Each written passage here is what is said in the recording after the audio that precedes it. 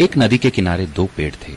उस रास्ते एक छोटी सी चिड़िया गुजरी और पहले पेड़ से पूछी, बारिश का मौसम शुरू होने वाला है, क्या मैं और मेरे बच्चे तुम्हारी टहनी में अपना घोंसला बनाकर शरण ले सकते हैं?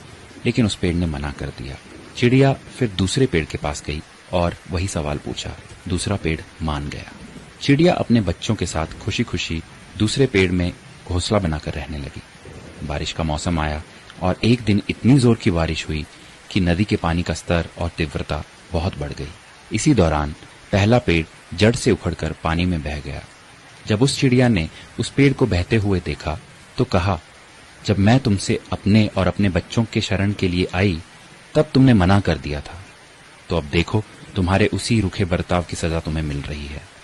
जिसका उत्तर पेड़ ने मुस्कुराते हुए दिया, मैं जानता था कि मेरी जड़ें काफी कमजोर हैं और इस वर्ष की बारिश में मैं टिक नहीं पाऊंगा। मैं तुम्हारी और बच्चों की जान खतरे में नहीं डालना चाहता था। मना करने के लिए मुझे क्षमा कर दो। और ये कहते कहते पेड़ बह गया। किसी के इनकार को हमेशा उनकी कठोरता ना समझिए।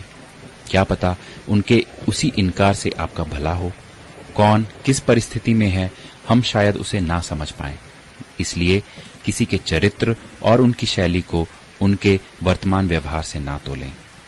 प्रभु भी यही कहते हैं कि एक मनुष्य दूसरे की सोच और विचार को नहीं समझ सकता,